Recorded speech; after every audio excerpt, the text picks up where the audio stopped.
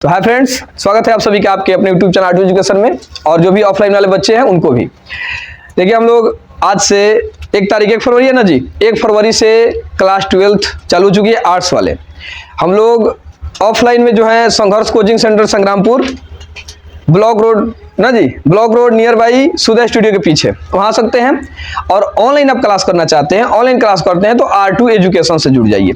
हम लोग यहाँ से इंट्रोडक्शन चालू करेंगे आज से, समझिए आज शुभारंभ हुई है क्लास की और यहीं से शुरू करेंगे हम लोग यहाँ पे देखिए क्लास 12th हिस्ट्री इंट्रोडक्शन आज देखने वाले हैं कि आखिर इतिहास होता क्या है, इसको लाया क्यों गया। और फायदा यह होगी कि देखिए 12th क्लास की जो हिस्ट्री है इतना मतलब मस्त पढ़ाया गया है उसको, और इतना बढ़िया से उसमें दिया गया है कि आप पाएंगे कि जितने सारे कंपटीशन में पढ़ना है अगर हिस्ट्री से क्वेश्चन रहता है तो एक भी टॉपिक आपके छूटने वाले नहीं है। जिस टॉपिक से क्वेश्चन पूछेगा वो सारा टॉपिक आपको 12th में पढ़ा दिया गया है। तो हम लोग के लिए फायदा ये होगा कि अगर हम यहाँ 12th क्लास कर रहे हैं, यहाँ बढ़िया से पढ़ते हैं तो आगे कंपटीशन में भी काम करेगा। यहाँ से उसी रास्ते को पकड़ना ही है हम सबको, है कि नहीं। तो ये एकदम ध्यान रखिएगा और एकदम शुरू से पढ़ते चलते हैं। तो आइए बिना देर के पहुंचते हैं कि क्या लिखा गया है। देखिए, इतिहास के बारे में यहाँ पे लिखे हैं, अतीत के अध्ययन को क्या कहते हैं? इतिहास कहते हैं। थोड़ा इतिहास को समझेंगे। इतिहास जो शब्द है यहाँ पे, इतिहास, इसका दो तरह से परिभाषा देंगे। यह दो शब्दों से मिलकर बना है, इति और हास। चलिए, बहुत अच्छी बात है। किसे किसे? इति और हास। इति का मतलब होता है बीता हुआ, चाहे बीती हुई, बीती हुई। हास का मतलब होता है कहानी। हास का मतलब क्या होता है? अब क्या कर रहे थे पूजा? हास का मतलब समय बोल रही थी ना। इति का मतलब होता है बीती हुई, हास का मतलब क्या होता है? कहानी। अर्थात इतिहास का अर्थ होता है बीती हुई कहानी। इतना बात समझ में आ गया? अगर हम आपसे पूछे इतिहास की उत्पत्ति दो शब्दों से, कौन कौन? इति और हास। इति का मतलब बीता हुआ, हास का मतलब कहानी। अर्थात पूरे इतिहास का अर्थ क्या हो गया? बीती हुई कहानी। समझ में आ गया ना। तो ये खुद परिभाषा दे रहा है इतिहास कि बीती हुई कहानी के अध्ययन को क्या कहते हैं? इतिहास कहते हैं। जो बीत गया उसको अतीत न कहा जाता है जी। तो यहीं से यहाँ पे लिखे हैं अतीत के अध्ययन को क्या कहते हैं? इतिहास कहते हैं। इससे सुंदर परिभाषा देना चाहते हैं तब ये लिखिएगा कि बीती हुई कहानी के क्रमबद्ध अध्ययन को इतिहास कहते हैं। बीती हुई कहानी के क्रमबद्ध अध्ययन को इतिहास कहते हैं। याद हुआ? बीती हुई कहानी के क्रमबद्ध अध्ययन को इतिहास कहते हैं। इतिहास समझ गए? इसको तोड़कर हम देख ले कि इतिहास क्या कह रहा है। समझ में आ गया? देखिए, इतिहास के पिता, फादर ऑफ हिस्ट्री, हेरोडोटस लिखा जाता है ना, डोडस। कभी कभी हेरोडोटस लोग बोलते हैं, कोई दिक्कत नहीं है, बोलने के लिए कुछ भी बोल दीजिए, सोनुआ मनुआ, है ना। गांव में लोग ऐसे भी नाम के बिगाड़ के रख देला। तो हेरोडोटस होता है ना, बुक में देखिए तो हेरोडोटस लिखता है, कभी हेरोटोडस लोग बोलते हैं, टू और डॉ लगा देते हैं बाद में। तो हेरोटोडस कहिए चाहे हेरोडोटस कहिए। तो इन्होंने, अब फादर काहे कहा गया इनको? सबसे पहले इन्होंने एक बुक लिखा था जिसका नाम था हिस्टोरिका। क्या नाम था? याद रखेंगे, बुक का नाम याद रहेगा, हिस्टोरिका। नोट करते चलेंगे, अगर आपको कहीं नोट करना हो तो बोर्ड पे लिखने के अलावा कुछ बातें आपको अलग से नोट करनी होगी जो दिमाग में रखेंगे। तो हेरोडोटस जो थे, इन्होंने कौन सा बुक लिखा था? हिस्टोरिका। इस हिस्टोरिका में उन्होंने सबसे पहले, सुन लीजिए, बाद में लिखेगा, बाद में लिखा जाएगा। हिस्टोरिका बुक में इन्होंने सबसे पहले इतिहास को लिखने का काम किया। अब जैसे मान लीजिए आज हमारे साथ क्या घटित हुआ। इंसान में एक प्रवृत्ति होती है कि आज जो हम पढ़ रहे हैं चाहे जो देख रहे हैं, भूलने की आदत होती है, भूलना और याद करना। तो लिखने की जरूरत क्या होती है? लिखने की जरूरत इसलिए होती है ताकि हम कभी भूल जाएं तो एक जगह रखा है उसको देख लेंगे तो काम चल जाएगा।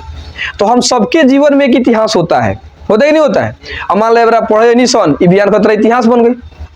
अब जो आज बात लिखे हम 10 दिन बाद तो भूल जाएंगे ना जी। तो लिखने का काम, सबसे पहले इतिहास को सुसज्जित ढंग से सजाकर लिखने का काम कौन किए थे? हेरोडोटस किए थे। इसलिए ही इनको हिस्ट्री का पिता माना जाता है। सबसे पहले लिखे थे इन्होंने ही। बाकी तो इतिहास चलती आ रही थी, बीता कहानी गया, भूलते गए लोग, लेकिन इसको लिखा गया ताकि लिखी साक्ष्य मिली तो हम लोग पढ़ पा रहे हैं। तो यह काम कौन किए थे? हेरोडोटस किए थे, इसलिए इनको पिता माना जाता है इतिहास का। इनके द्वारा लिखा बुक कौन था? हिस्टोरिका। ऐसी हिस्टोरिका शब्द से हिस्टोरी की उत्पत्ति हुई थी। इतना बात आपको समझ में आ गया? पिता काहे कहा गया, ये बात समझ गए, क्योंकि इन्होंने सबसे पहले लिखित इतिहास दिया। अब तो इतिहास को पढ़ना जरूरी था, कई सारी चीजें थी। तो इसको सबसे पहले अध्ययन की सुविधा के लिए 3 कालखंडों में बांटा गया कि अध्ययन बढ़िया से कर लिया जाए। अमेरिका के एक इतिहासकार थे, क्रिस्टोफ सेलियरस उनका नाम था। क्या नाम था? क्रिस्टोफ सेलियरस। उन्होंने इस सबसे पहले इतिहास को 3 कालखंडों में बांटा जो यहाँ पे लिखा है। देखिए, प्राचीन, मध्यकालीन और आधुनिक। समझ रहे बात।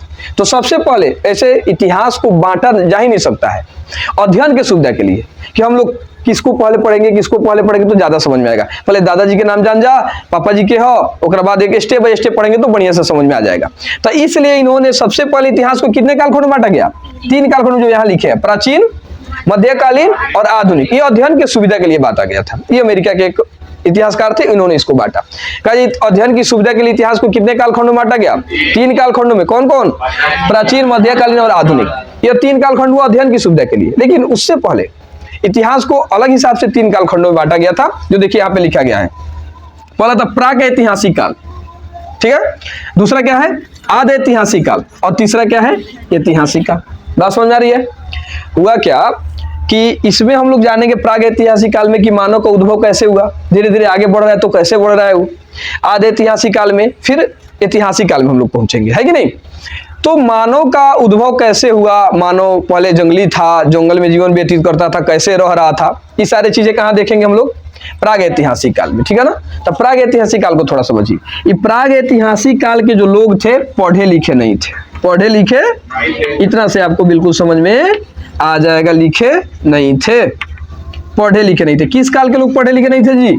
प्राग ऐतिहासिक काल के। ये लोग जंगली थे, जंगल में अपना निवास करते थे, जंगल में रहते थे। तो अब हमसे पूछे प्राग ऐतिहासिक काल क्या है, तो आप कह सकते हैं इतिहास के वैसे काल, चाहे इतिहास के वैसे समय, काल का मतलब समय होता है। तो इतिहास के वैसे काल जिसमें लोग पढ़े लिखे नहीं थे, उस काल को क्या कहा गया? प्राग ऐतिहासिक काल कहा गया। इसमें याद करने जो कोई बात है, समझ में आ गया कि भाई इस काल के लोग पढ़े लिखे नहीं थे, चाहे जिस काल के लोग पढ़े लिखे नहीं थे उसे हम क्या कहें? प्राग ऐतिहासिक काल कहें, ठीक है ना। प्राग ऐतिहासिक काल के अंतर्गत मुख्य रूप से आता है पाषाण काल। क्या आता है? पाषाण काल। अभी पाषाण क्या होता है? प से पाषाण और प से पत्थर, याद रख सकते हैं ना जी। तो पाषाण काल इसे इसलिए कहा गया क्योंकि इसमें पत्थर का खोज सबसे पहले हुआ, समझ रहे बात। तो प्राग ऐतिहासिक काल के अंतर्गत मुख्य रूप से क्या आता है? पाषाण काल, ठीक है ना। अब पाषाण काल का मतलब क्या होता है कि जिस काल में मानव जाति ने पत्थर, कहाँ लिखे हैं, क्या हो सकता है पाषाण काल, ठीक है ना, मैंने पाषाण काल में। तो जिस काल में मानव ने पत्थर का खोज किया उस काल को क्या कहा गया? पाषाण काल कहा गया। इतना समझ में आ गया। प्राग ऐतिहासिक काल क्या सुनाएंगे कोई? प्राग ऐतिहासिक काल किसे कहते हैं? बोलिए ठीक है, बोलिए बाबू।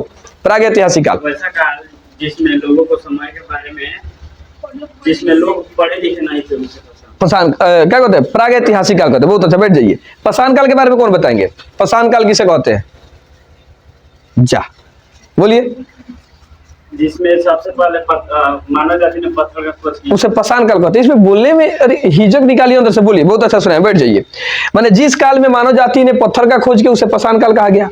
जिस काल में मानव पढ़ना लिखना नहीं जानता था उसे क्या कहा गया? प्राग ऐतिहासिक काल कहा गया। इस पाषाण काल के अंतर्गत इतना काल है, ठीक है ना। प्राग ऐतिहासिक काल में आता है, देखिए, पूरा पाषाण काल, मध्य पाषाण काल, नव पाषाण काल, ताम्र पाषाण काल। ताम्र पाषाण काल की खोज किया था ब्रूस फूट। किसने किया था? अब समझ पाएंगे। देखिए, पूरा पाषाण काल में हम अलग पढ़ेंगे, कल के क्लास में इसको देखा जाएगा। इसका नाम सिर्फ जानिए आप। अभी प्राग ऐतिहासिक काल समझ गए, इस काल के लोग पढ़ना लिखना नहीं जानते थे। अब प्राग ऐतिहासिक काल के अंतर्गत मुख्य रूप से क्या रखा गया है? पाषाण काल को। पाषाण काल का मतलब होता ही पत्थर का खोज। पत्थर का खोज हो गया, उसलिए क्या कहा गया? पाषाण काल कहा गया। पाषाण काल के अंतर्गत इतना आता है, पूरा पाषाण काल, मध्य पाषाण काल, नव पाषाण। पूरा मैंने पुरान का, मध्य मैंने बीच वाला, नव मैंने नए का। उसके बाद पत्थर के बाद सबसे पहले लोगों ने तांबा का खोज किया। अब यहाँ से बड़ा सुंदर एक क्वेश्चन मिलेगा, हम आपसे पूछे कि मानव जाति ने सबसे पहले किस धातु का खोज किया था? तांबा का खोज किया था। इतना बात समझ में आ गया। बहुत बढ़िया क्वेश्चन है कि तांबा का खोज सबसे पहले मानव ने किया था। तांबा का जब खोज हुआ तो तांबा के खोज में से औद्योगिक बढ़ गया, माने उद्योग बनना शुरू हो गया। ये चीज हम लोग ताम्र पाषाण काल में पढ़ेंगे। इतना बात समझ गए। अब हम पहुंचते हैं आद ऐतिहासिक काल। यहाँ देखिए लिखा है कौन? आद ऐतिहासिक। आद ऐतिहासिक माने बीच बिचुआ होला। इसमें देखिए क्या हुआ, इस काल के लोग पढ़े लिखे तो थे, पढ़े लिखे थे, लेकिन पढ़े लिखे थे लेकिन इनके पढ़ाई को हम लोग नहीं पढ़ पाए कि भाई का पढ़ लो, सब समझ में ना आया अभी तक भी, अभी तक समझ में नहीं आया है। तो आद ऐतिहासिक काल के लोग पढ़े लिखे थे लेकिन उनके पढ़े लिखे जानकारी हम लोगों को नहीं हो पाई, वैसा काल क्या कहलाया? आद ऐतिहासिक काल। आद ऐतिहासिक काल के अंतर्गत सिंधु सभ्यता रखा गया, जो आपके 12th के हिस्ट्री का फर्स्ट चैप्टर मिलेगा। इसको कहते हैं कांस्य युग, इसको कहते हैं हड़प्पा सभ्यता। देखिए, आपका जो हिस्ट्री का बुक है 12th में, वो 3 बुक है एनसीईआरटी का। एक होगा आपके प्राचीन काल वाला, एगो मध्य काल और एगो आधुनिक काल। प्राचीन काल में वहां से पढ़ना पड़ेगा ये वाला सिंधु सभ्यता के बारे में, है कि नहीं। अब मध्य काल में जब हम पहुंचेंगे तो पूरे मुगल काल को पढ़ना है, और आधुनिक काल में गांधी जी को पढ़ना है कि गांधी जी कब हम लोग अंग्रेज कब यहाँ आगमन हुआ, ये सब चीजों को देखना है। तो आधे ऐतिहासिक काल के लोग पढ़े लिखे थे, है ना जी, लेकिन वह क्या पढ़े थे हम लोग को जानकारी नहीं हुई पाई, उसे क्या कहते हैं हम लोग। अब इसको ऐसा परिभाषा दे सकते हैं, देखिए क्या लिखेंगे। वह इतिहास के वैसा काल जिसके मतलब जिसके समय लोग पढ़े लिखे थे लेकिन उनकी लिखित जानकारी नहीं मिलती, उसे क्या कहते हैं, आधे ऐतिहासिक काल। इतिहास के वैसे काल जिस समय के लोग पढ़े लिखे थे लेकिन उसकी कोई लिखित जानकारी नहीं मिलती है, उसे क्या कहते हैं, आधे ऐतिहासिक काल कहते हैं। आधे ऐतिहासिक काल के अंतर्गत कौन सभ्यता है, सिंधु सभ्यता, चाहे कांस्य सभ्यता कहिए चाहे उसको हड़प्पा सभ्यता कहिए, इसको भी बढ़िया से हम लोग देखेंगे।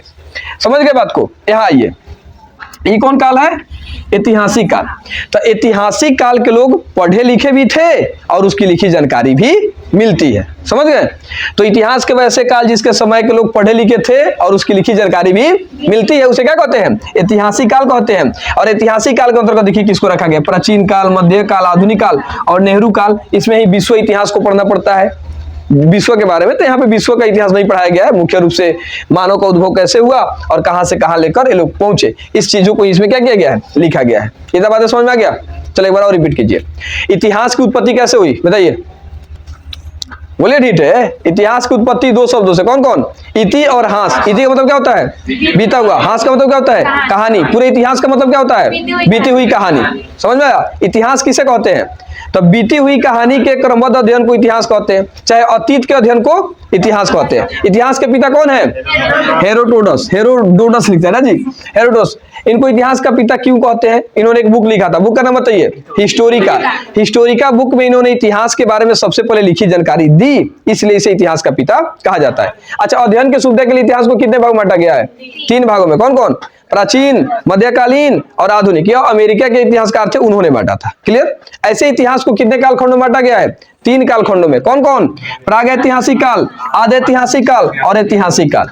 प्राग ऐतिहासिक काल किसे कहते हैं, इतिहास का वैसा काल जहां के समय के लोग पढ़े लिखे नहीं थे, उसे प्राग ऐतिहासिक काल कहते हैं। प्राग ऐतिहासिक काल के अंतर्गत क्या आता है, पाषाण काल। क्या आता है, पाषाण काल। पाषाण काल को कितने भागों में बांटा गया, देखिए यहाँ पे 4 भागों में, 1 2 3 4, है कि नहीं।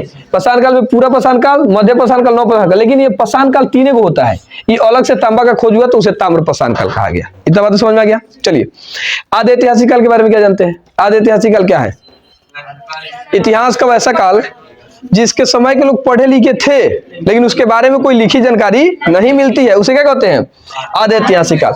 आधे ऐतिहासिक काल के अंतर्गत मुख्य रूप से क्या पढ़ना है, हड़प्पा सभ्यता को पढ़ना है।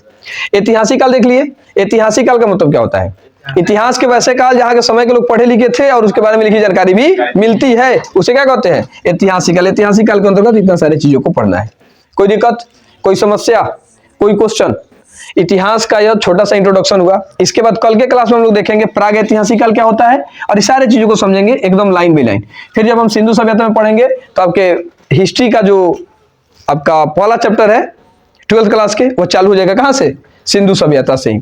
यह तो इतिहास का इंट्रोडक्शन है, सारी चीजों को समझना एकदम जरूरी है।